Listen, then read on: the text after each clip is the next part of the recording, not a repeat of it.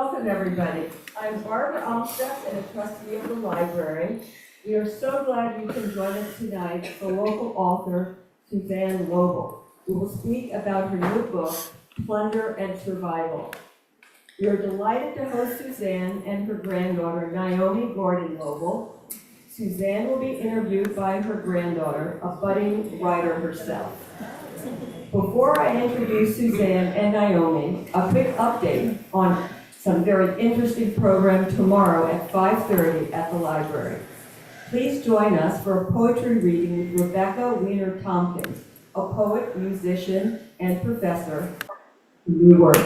Signed copies will be available for sale with proceeds to benefit the library. Furthermore, we have 2 more days of our online and in-person local art auction, which concludes just in 2 days. You are welcome to look at the art after the talk tonight and view online at any time. Now it's my pleasure to introduce both Suzanne and Naomi. Suzanne Loebl has been close to the library for many years. Suzanne grew up in Nazi Germany and hid as a teenager in wartime Belgium. In her new book, she weaves the history with her stories of her family's own survival and their art. Her new book includes biographies and histories of over 100 works of looted art that can be seen in museums throughout the U.S. She is author of 14 books, including the acclaimed America's Medicis, the Rockefellers and their astonishing cultural legacy. In 2012, Suzanne received the Lifetime Achievement Award from the American Society of Journalists and Authors. She splits her time between New York and NDI. We are recording this program tonight and it will be posted on the library's YouTube channel after the talk. Kate Pickup will be facilitating online questions from Zoom participants. Thank you all for joining the program, and please welcome Suzanne and Naomi.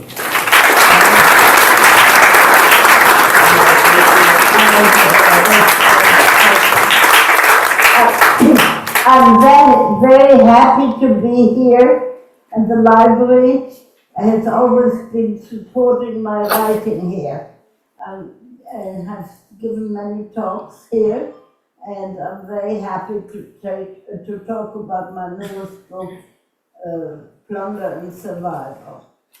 And this is my granddaughter, as you have heard, and she's also my sometimes editor, and I'm very proud of her. Okay. All right, wow. What an honor and thrill to be here. This is very exciting. My grandmother has been my writing hero since I was the tiniest child, so I feel like I've kind of been dreaming of this day for like 38 years or something. Okay, so just kind of to start off, I thought, we're here to talk about your new book, which is right here. I'll hold it up. Plunder and Survival, Stories of Theft, Loss, Recovery, and Migration of Nazi Uprooted Art. But I thought first, you have a very personal connection to this subject, and for people who don't know, I thought maybe you would start by telling us a little bit about how you grew up and what happened to you during World War II. Yes, that's right. Hi, thank you for being so numerous. It scares me. Okay. Well, I was born in Hanover, which is in northern Germany, and my parents, my mother was very devoted to art. It was almost as if we had switched the religiosity of her parents for art.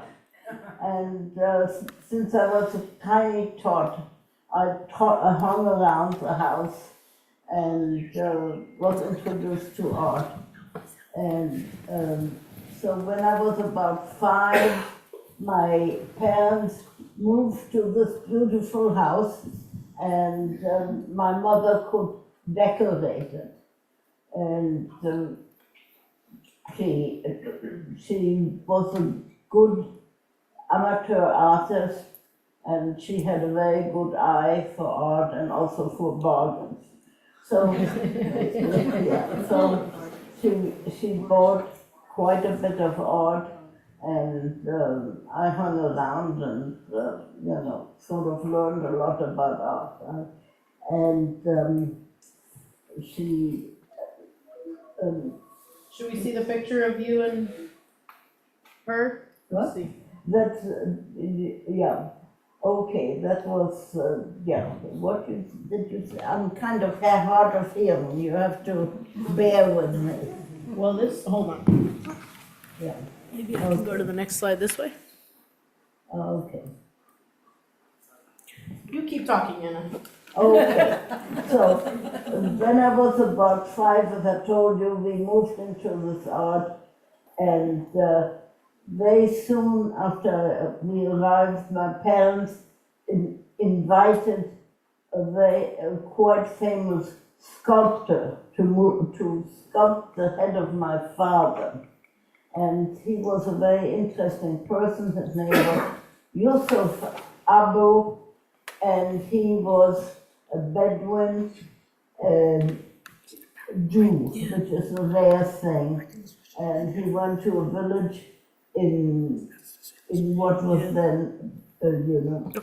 Palestine, which was part of the British Empire or Protectorate. And he was very gifted. They noticed he was very gifted. And so they figured they sent him to school in Jerusalem. And this Sorry. is So here, we have just you on the left here, and your very artistically gifted mother on the right. And then here, this is, not, oh, my are you sister. controlling that then? No, Yeah, I didn't do okay, it. You did it. okay. I'm trying to get to the abo. Yeah, well, we will. So, my sister was about to be born, and Abu moved into our house, and he sculpted my father. And I like to watch him sculpt my father, and sorry you don't see him. And he only sculpted the head, and being 5 and since he only sculpted the head, he didn't know how to do bellies and hands. Ah, there we go. Yeah, okay. Thank you. Okay. There There we go. this is my dad. And there were other, so, so that was Abu. And he had a kind of tragic history. He was Jewish, and he came to Germany in 1925 or so, and quite rapidly became very famous. But then Hitler came to power and discriminated against him, and very rapidly he plunged from fame to survival, and that's why I think he moved in with us.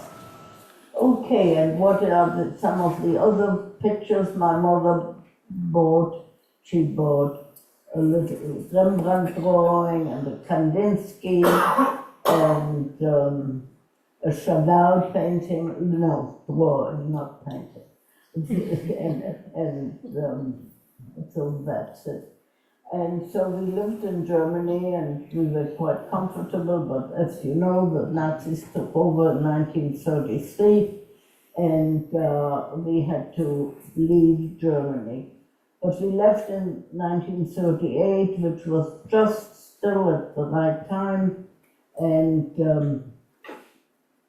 we managed to take our furniture with us and some of the art. And that was 1938. I went to French Lycée and I learned French, and I felt very liberated because I had been very discriminated against in Germany. But the luck didn't last. The Germans invaded France, Belgium, and Holland in 1940, and as it was, we were German enemy aliens, and my father was deported to France, to a camp that had been founded for Spanish refugees. And my mother and my sister and I, we stayed in Belgium. And as everybody knows here, in 1942, the Nazis instituted the extermination camps, which applied also to refugees in Belgium, and we went underground. And during the next 2 years, I was hidden with 4 different families in Brussels. And by that time, I was a teenager, and I was sort of a nursery maid and governess, and I did that for the next 2 years. And I'm very grateful to the Belgian nation and to the people who hid me. And we got through, and so did my father, who came to America in 1941. So, you know, as Holocaust goes, we were very, very lucky. And somehow my mother managed to sort of hide all her art in some place in Brussels, and in 1946 we joined my father in America with our art, which is a very tiny collection. It's really amazing, because this alone, I mean, I remember when this arrived at your house Yeah. a couple years ago from your sister, and you said, oh, your great-grandfather is in that box. He kind of could have been, because it's so heavy. So it's kind of incredible to me that your mother, and this is just one of many things that she brought, that she managed to somehow save through all of this moving around and being in hiding and crossing the Atlantic, and and you've said to me that you don't really know how she. Yeah, I figured it out since, but Really? yeah, I figured there was only one way in which she could have saved that body, the art. We had some friends who had a factory, and she must have stored it there. I figured there's only one way. Yeah. So okay, and I mean, I was hidden, but I was kind of, you know, scared, of course, and was a teenager, so nothing was going to happen to me. Teenagers are immortal. Right. But what bothers me most is I couldn't go to school. And so, and I was going to become a chemist, because my father had owned a small chemical factory in Germany, and he was very distressed that he didn't have a son, and so, of course, I was going to make up being that son, and I was going to study chemistry. So I started studying chemistry in Belgium, in French, of course, and then I couldn't finish that school, and we had to pack our bags and move to America, and I had to go to school here and learn English. So that's it. So we could easily talk this entire time about your experience during the Holocaust, and I will say, I'll move us to this book, but I will say that you wrote a memoir about your time as a hidden child, right? Yeah. Called At the Mercy of Strangers, and we do have it with us today, so folks are interested later. Okay, so this book, which I think is your 15th, is that right? That's right. How did it come about? How did this project start? Okay, well, I was a chemical technician, a lab technician, and I was married to a professor of chemistry, and that didn't sit well with me to be sort of, you know. So I was always casting for something else to do, you know, and one day I took stock, I figured, what can I do? And I had really studied quite a bit of a lot of chemistry. I knew 3 languages fluently, and I knew how to type, and I knew how to take stenography. So I figured I'd become a literature chemist, and I started writing into, you know, and it was a science writing. You know, I was going to be literary chemist, and to be truthful, my husband didn't want to be married to a librarian. Why, I don't know. But I think but anyway, it was a good thing because I'm not so organized. So I figured instead of being a librarian, I might write stuff. And I started to write, to do translation and to make abstract. And then I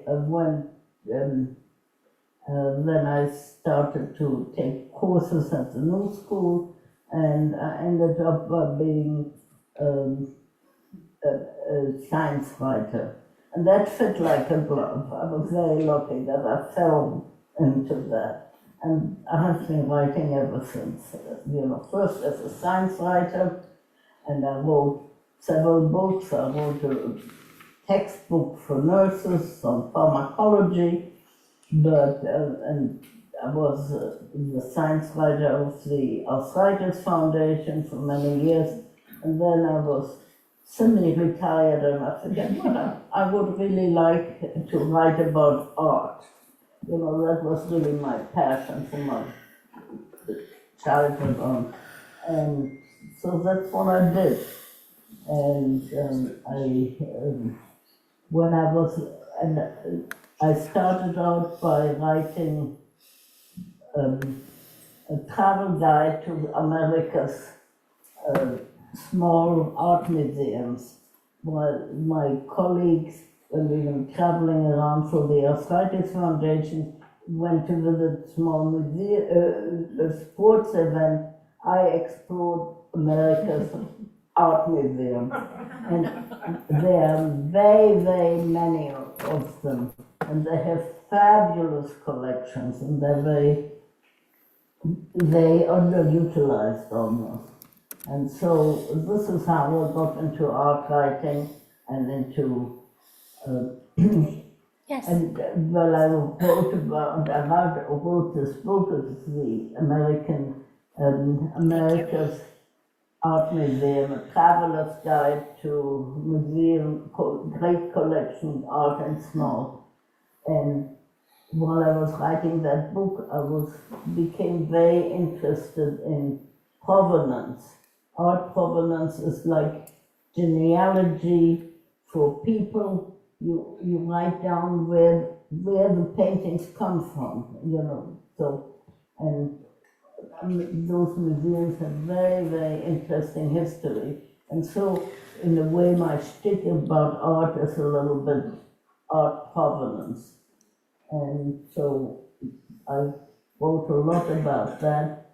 And then, of course, looted art is provenance, sort of. And they fit together with this being looted art and me being a Holocaust survivor was sort of a natural thing to write, to combine those two. And that's in a way how the book was born.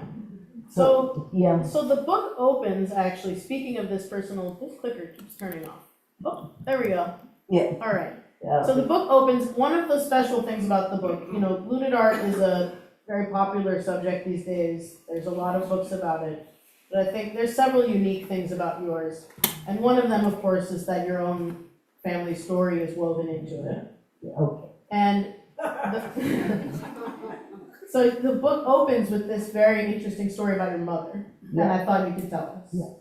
Okay. Well, my mother, as I was telling you, she was really very, very interested in art and quite knowledgeable. And so one day we were living in Forest Hills, and she comes home and she tells us, "I've met a very old friend." And I said, "Oh, whom did you meet?" And she said, "Dr. Gachet by Van Gogh." And we said, "Oh, we got the story that it wasn't really a person." But there was the Metropolitan Museum at the time had this painting on view. And this painting originally belonged to a museum in Frankfurt, Germany, which was one of the towns where my mother's grandparents lived. And she visited this museum all the time, and she went to see this painting, she said, every day. And now all of a sudden this painting was in America. I went to see it too, and I figured, oh, I love that painting, but I think my mother must, her stories weren't always correct. I figured, why would this great museum in Frankfurt sell that museum to the Met, it must be a copy, sort of, it must be. But of course my mother was right. This is a looted painting that the Germans had stolen and then through various complicated stories had sold it to a man who brought it, Dr. Siegfried Kaminsky. He had brought it to America and lived with it on Central Park West, but he loaned it very often to the Metropolitan and spent a lot of time at the Metropolitan, and that's where my mother had seen it. And unfortunately, in 1986 or something like that, Mrs. Kaminsky got sick, and the family decided to sell this painting, and the painting went to Japan. I don't know how many people are aware of that story. It was sold to Japan, and the man said, "Oh, I love this painting so much, I'm going to have myself buried with the painting." But anyway, so I'm sorry that didn't donate it to the Metropolitan Museum, but then it went to Japan, and then I don't know what happened to the Japanese man. Maybe he lost his fortune and he sold it, and by now it's an investment. It was sold, I think, for 185 million. It was one of the first big, sort of simple prices. And so somebody eventually, financiers bought it, and now it sits when things, it sits in a safe in Switzerland. So it's lost to everybody, practically. Wow. But this is sort of how I got interested in looted art. So. It's funny, I've never thought about this when you tell that story, but you also refer to paintings as your friends, pieces of art as your friends. So, and I didn't realize you had that in common with your mother. Yeah. So we're here to talk about looted art. That's what the sign said out earlier this week when I passed by. But the book has an interesting subtitle. It's Theft, Loss, Recovery, and Migration of Nazi Uprooted Art. Yeah. And so I thought you could talk about why the book has that subtitle and what people might not be aware of when we talk about looted art. Yeah, we talk about looted art and sort of as a one concept, as a one big thing. But actually, I have found that you can really divide it into three categories. And the first one was that Hitler, he didn't consider himself a politician, but he considered himself really an artist, and he was going to do politics, to begin with. He had applied twice to the painting gallery in Austria, and he was rejected, and he was furious. But now he was Chancellor of Germany, and so he was going to sort of direct, art. And doing that, he took over Germany in 1933, and that first year he issued a manifesto which was about art. And he hated modern art. He called it degenerate art, and he hated specific things. about them, for instance, paintings should be in realistic colors, no blue horses, okay. And they shouldn't be distorted, that was another thing. And he hated flat roofs and a couple of, and he issued this manifesto, and he founded some organization to which all artists had to belong to, and painters who painted modern art were admitted to that organization. Now, German art had been rather dormant since the 17th century, 18th century, but just then, German artists had, woken up and had been quite successful. They painted very much like the Fauves in France, and they created German expressionism. And German expressionism has been fighting very, very hard, and some of the expressionist artists, Franz Marc, Beckmann, and Ludwig Kirchner, and Here we go, we have, this here we is- have a yeah, Kirchner, yeah, that's Kirchner. That's the view of the city views, and they're very his most famous paintings. And they had sort of fought for recognition, and just about 1920s, the German museum started buying degenerate art. And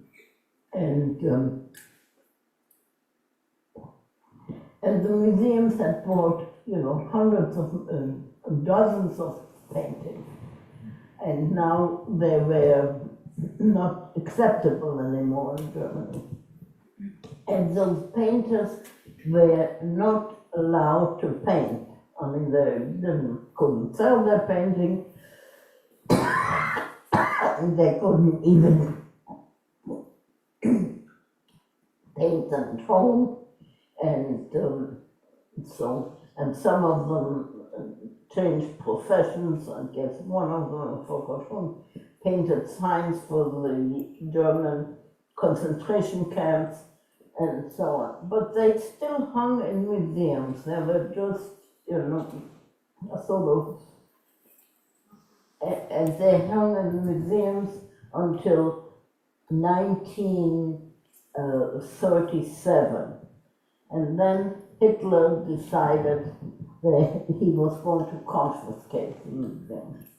Now, you might not approve of not liking degenerate art, but there is sort of, you have at least, he had some thought about how, discriminated against those museums. So in 1937, he founded a commission, and within a couple of months, they confiscated 20,000 paintings from their museums. So some museums had 50, and really great numbers.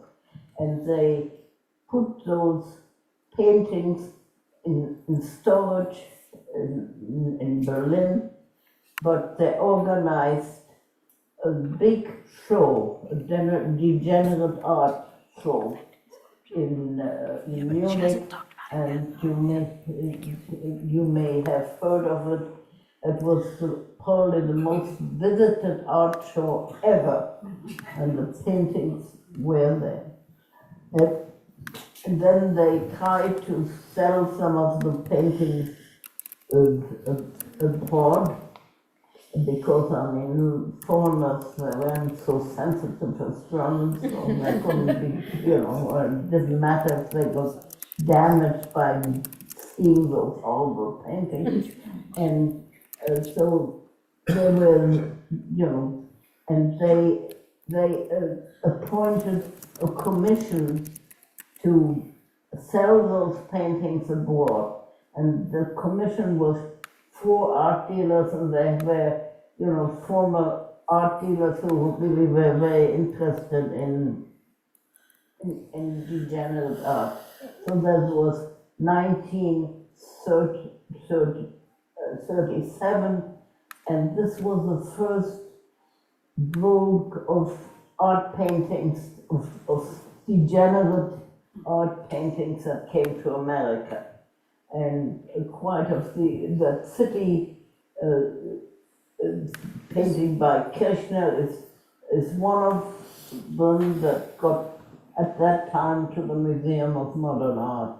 And it was a whole big and very interesting business how these paintings came to America. And they were terribly cheap. I think Paul Klee paintings, who was one of the big painters of the time, I think his watercolors were under $100. I mean, but quite a few came to America, and there's one man who Kurt Valentine, I think he brought out 650 paintings from Germany to America at the time. So that was the first group of paintings that arrived in America. And if you take one of those paintings, I mean, the city's views of Kirchner, I mean, they are his most famous paintings, and some of people say they are really the most greatest painting of the German expressionist art. I think America has about 4 or 5 out of 7. Sort of, so it was a real big impact of the art, of a certain painter migrating to America. Okay, so that's the first group. That's the first. That's the first group. And then Hitler, sort of later on, he started really confiscating paintings from Jewish collection and other people he didn't like, and there were again these paintings were collected, and the Nazis were big collectors. I mean, Hitler decided to, for instance, found a big museum which is called the Führer Museum. He was going to build that in Linz in Austria. And by the time he died, I think he had bought, I forgot now, 6,000 paintings, or 15,000, I forgot. So, and these paintings were mixed bag, they contained a lot of old masters and modern paintings and not so famous paintings. And that is really what is considered the big looted art. And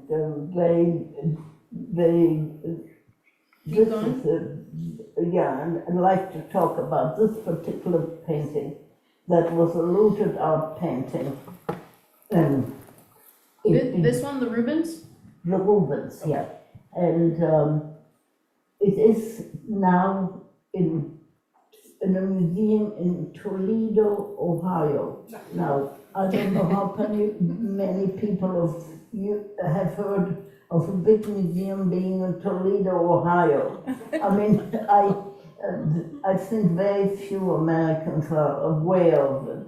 It was when America moved west, and the people who founded those new cities like Cleveland and Pittsburgh, and they decided the people who move there, they need a museum. They have to move cultures, and there were rich people in those towns who who founded those museums.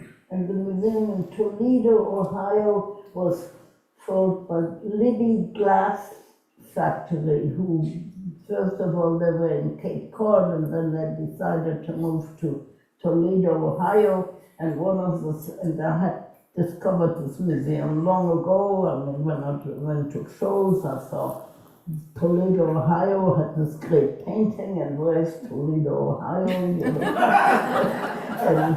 so I was, and actually I went to it with friends who lived in Ann Arbor, Michigan. I said, "Oh, we're going to Toledo, Ohio, and see the museum." They said, "What?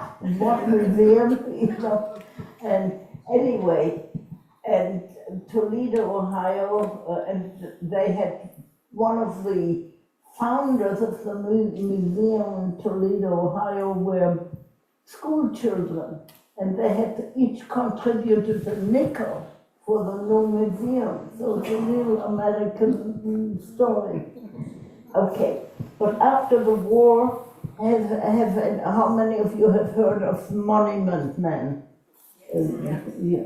Okay, I mean the American Army appointed a group of men they called the Monument Men because their function was to protect European monuments from being bombed. And so there were about 350 of them, a very small unit. And after the war, these people who had served as monument men, and then they became in charge of rescuing all these paintings in Europe. They became directors of these small American museums. And this man, he saw that this painting, this Rubens, was for sale. And first it was offered to the Metropolitan Museum, and Mr. Francis Taylor, I think, was the president there, and he said, for this price, it couldn't be a real, it must be a fake. I mean, it couldn't be a real Rubens. So he didn't refuse buying it. But one of the curators of the Toledo Museum decided, well, I'll take a chance. And somebody wrote that it was the best Rubens in the Western Hemisphere. This is how, and my book is sort of full of those, semi-accidental stories. So does this painting fall into that second category? Yeah. And how would you describe that second category? Well, I guess it's really plunder. The paintings that were looted by the Nazis and that were looted. There are lots of paintings, and they're widely distributed. When you read in the newspaper about looted paintings that come to light that are really paintings that were robbed and somehow ended up with variety of paintings. Right, in some ways it's the most well-known category. It's a well-known it's what people understand. It's what people think of when they think about looted art. But then there is a third group of people, and that is a lot of art arrived legally in the United States with immigrants. Sort of lots of people fled Europe, like my family eventually. We were caught there, but anyway, we came here legally with a little collection my mother had, and they came to the United States. And that is the third group, that I call them migrant paintings, because they were never looted, really. And I'm sort of specially devoted to those paintings because they arrived here, and I always, when I talk about that, I'm talking about the Guggenheim Museum in New York. That was a museum, and there was a family they called Tannhäuser. And Mr. Tannhäuser, Heinrich Tannhäuser, there are three generations of these people. Heinrich Tannhäuser was a tailor, a Jewish tailor in Germany, and he got tired of tailoring, and so he opened an art gallery in Munich. And it became a very important art gallery. He organized the first Picasso show, and he organized contemporary American art, and he had, was quite famous. And he had a son who studied art, and he was called Julian, no, that's not his name, Tannhäuser, and he became a big art dealer, and he had a gallery in Munich, but he also had opened a gallery in Geneva, in Switzerland, and he had at one point a gallery in France. I mean, there were a lot of Jewish art dealers in Germany at the time. And he got his collection, he had this gallery, but he also had a private art collection, which he started in around 1900. And so he had very many Picassos and, French, mostly French paintings. And he got those paintings out of Germany, over 100 of them. And then, because they got out of Germany, he managed to get them into the United States. And Justin was his name. And Justin, poor man, I mean, he had two sons, and one of them was going to take over the gallery and continue the family business.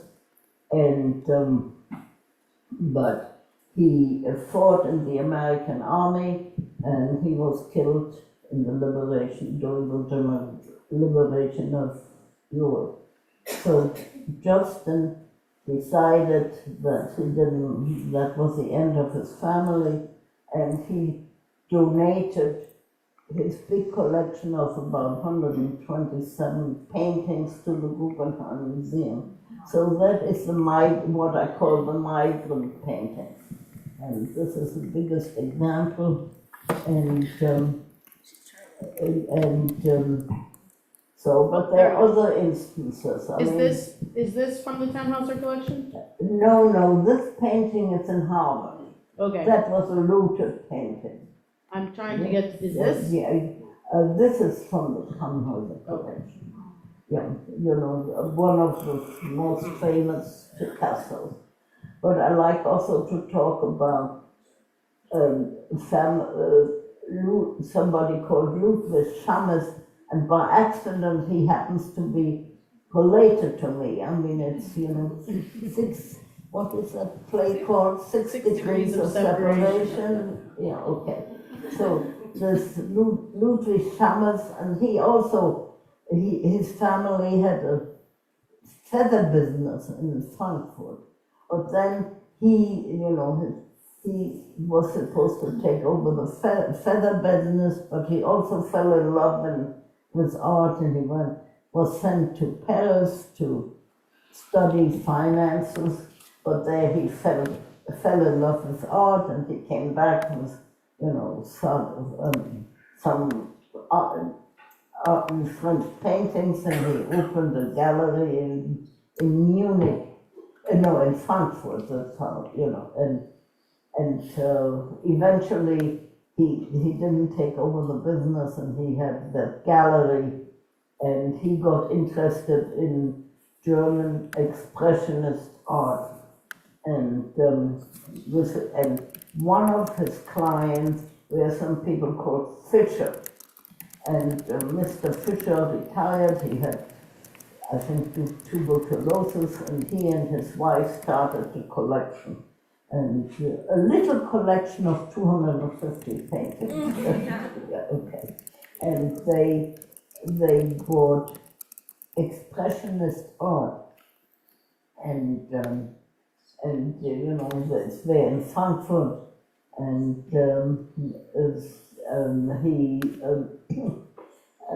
he collected, and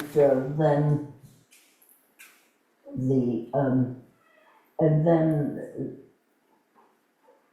okay, all right. Oh, I hope that I'm bored. Okay. Please keep going.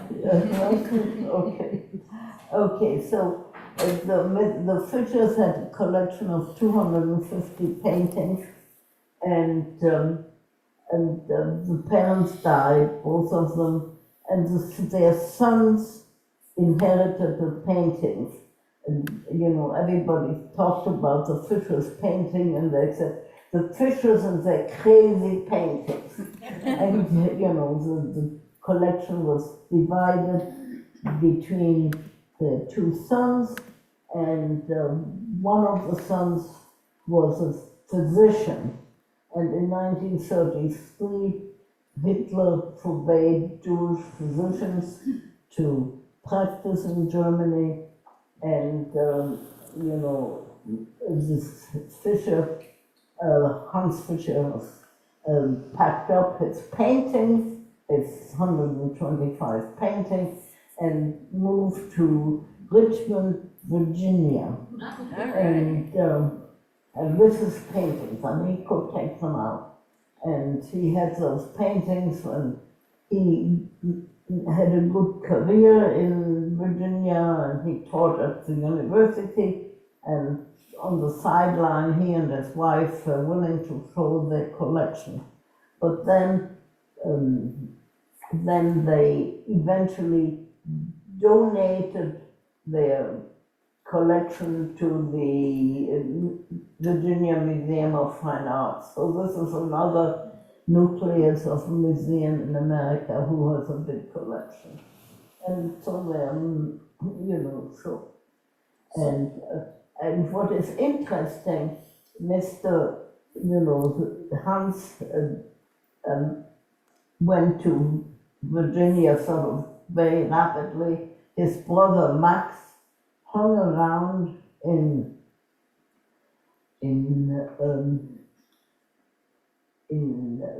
Germany, and he left, I think, only, I don't know how much later, and he lost most of his collection. You know, so that, you know, that's what, you know, that's how the migration of art is really governed by many, many accidents. So Okay. we're almost out of time, and I want to make sure we leave time for a question or two from the audience, but I thought that one last story for you to tell might be in that third category of people who migrated with their art. Yeah. That maybe you want to talk about Max Ernst. Yeah, and you know, that, this is, well, there was, what's his name? Max Ernst? Okay, there was a surrealist painter in Germany, Max Ernst. He was not Jewish, but he was painted very crazy, surrealist painting. I mean, the name implies what, you know, it's beyond art. And one of the persons I feature in my book is somebody who's called Varian Frey, who was a writer, and somehow he got involved in trying to save some of the artists from Europe. And he was operating, and he was sent over with money from Eleanor Roosevelt to facilitate the emigration of artists who were stuck there, and he was supposed to save 200 artists.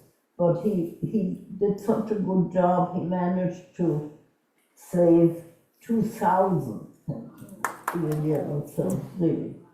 And this Max Ernst, but it was very difficult to get out of Europe in 1941.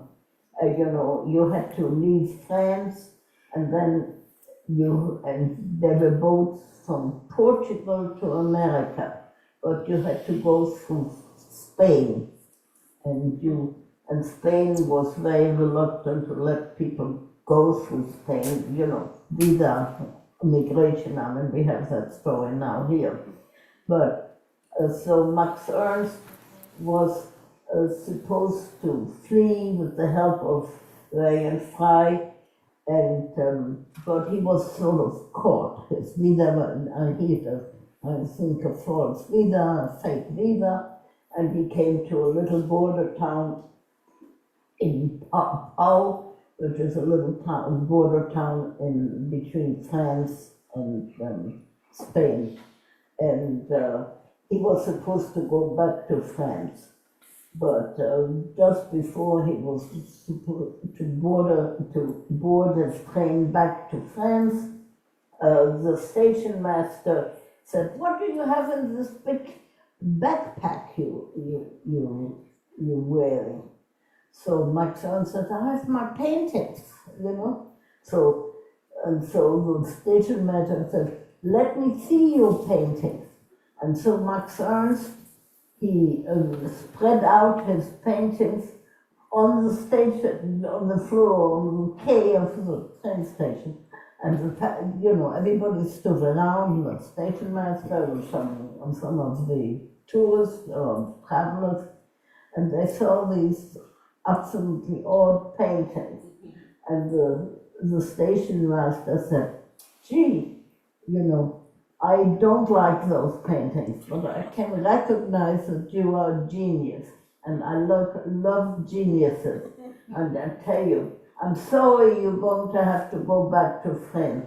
You see, you pack up your paintings and you see the two trains, and one of them goes to Spain and the other one goes back to France. And make sure that you take the right train." And then he walked away, and of course Max Ernst didn't take the wrong train, and he managed to go to. Wow. Yeah. It's an incredible story. Yeah. And then he married Peggy Guggenheim, I believe. If you've ever heard of it. Okay, so we're just about out of time, but maybe do we have time for a question Yes. or two? Okay. Yeah. I don't know if you want to take them from here or from here. I think let's try here. No one Okay. sent anything yet, so. if All anyone right, has so we questions. can take some questions. Or I can.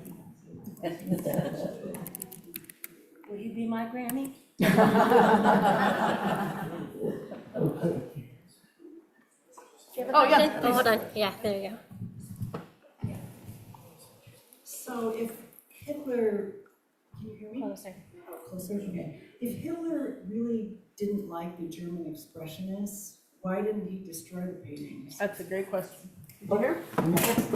Wait, if Hitler didn't like the German expressionists, why did he not just destroy the paintings? Well, he burned 5,000 of them, I think. So he burned quite a few, but then he wanted to make some money. The Germans wanted to, it needed hard currency to buy raw material for arms, so he tried very much to sell them. He understood that a lot of the art that he Yeah. was designating as degenerate had value in terms Yeah, of. that's right.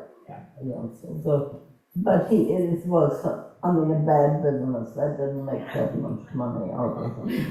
And there was a lot of discussion in Europe. I mean, there were all those paintings for sale, and there's one guy who wrote books. He said it was a big question, Forstchen deal, should you save the paintings and buy them, but then you give money to the Germans? So it was a big question whether museums should buy the paintings or not.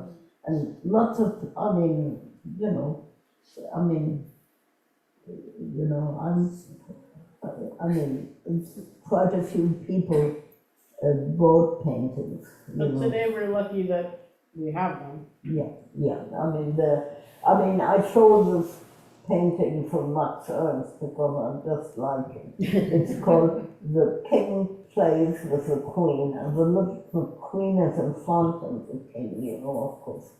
You know, that was before feminism. Yeah. Here, we have another question. Do you still have any of your mother's paintings, and where are they, if you do? Oh, Oh, great. yes, thank you. Well, they're hanging in my apartment. I mean, they're really, yeah, so my sister got half and I got half. I mean, they're not, you know, I don't know. And they're not going anywhere, so I don't know how much they're worth. Right? That's right. Your apartment is really, I think, a museum of itself. It's really incredible. I'm trying to get back to this. There's one painting in this slideshow that belongs to you, but are there other questions? Which one? Oh, is it not? I'm interested to know if you've done anything about Sorry. repatriation I of got it. art to the families that it was stolen from. Well, If you've inspected or looked at. well, a lot of it is being Like done. whether she's researched any of that? Is that the question? Yeah. Yeah, so actually, but the question is about whether you've researched some of the restitution cases. No, I decided that, you know, that's big law things and a lot of money is involved. I don't know anything about that. But I will say that so she writes a Substack that you can subscribe to. There was a QR code at the beginning and there'll be one again in a minute. And it tells, the Substack kind of came out of the fact that you had all this material that didn't fit in the book. Yeah. And so we're sending out another one tomorrow, but it tells some of these really interesting stories about looted art, and many of them are about restitution cases, which are sometimes quite complicated and thorny. And you've written about a number of Yeah, interesting restitution cases on yeah. that. I mean, actually one, it was very interesting last year. There was some German officer who had gone to South America with some stolen paintings and he had given it to his family, and the family was going to sell one of their family homes, and they had one of those stolen paintings on their wall, and it was in the ad for selling the home. Yeah, and some Dutch journalist picked it up and said, "Here, this is a stolen painting." And so that was all over the press. And one of the things I didn't get around to say, what I wanted to do with my book, is all those little wonderful stories, you know, about Max Ernst, you know, and the Rubens and so on. I wanted to collect those stories in a non-perishable source like a book, you know. They all appear in newspapers and they attract, you know, press for about a couple of months and then they're gone. So that was one of my goals, yeah. And you want to hear about this painting? Yes. We have time? Yes, yes. Okay, Let's, tell the story. yes. Indeed, I still have Yeah, time? Yeah. tell the story. Well, this painting by the painter is somebody called Hermann Lissmann, who was Jewish but not very, very famous. And my aunt bought this painting. I mean, I personally love that painting. I mean, to me, it's a cross between Modigliani and Picasso. And my aunt had it and wanted to give it to her son, my cousin, and his wife didn't like that painting. So okay. So my aunt said, "Oh, you know, Sue, I have this painting and it's lying in the basement, and you know, could you give it a home?" So I said, "What's the chance that you like a painting that somebody else doesn't like? No, right? And I said, I can't go and I have to ask my husband whether he likes the painting. I can't make that decision. We come to my cousin's house, we were on the way, and I looked at the painting and I just instantly fell in love with it. I do fall in love with painting. And I didn't have to ask my husband at all. I took him home with me. It's an incredible painting. Yeah, okay. Maybe we have time for one more question? Yes, we started late, so it's all right. Great, over here. It's a simple question. So what's your next book about? I was gonna ask, I'm glad you asked. Thank you, Lynn. Okay, well, I don't know what's going to be a book. As I said, books sort of go slowly. But I did so much research for this book, I didn't want to spend time again in libraries. So I'm writing something that I call Letters to My Past. And I'm telling, sort of little stories from my life. And getting to be a little biography, autobiography. Little stories, letters, we'll see what comes of it. Thank you so much for having the conversation with us.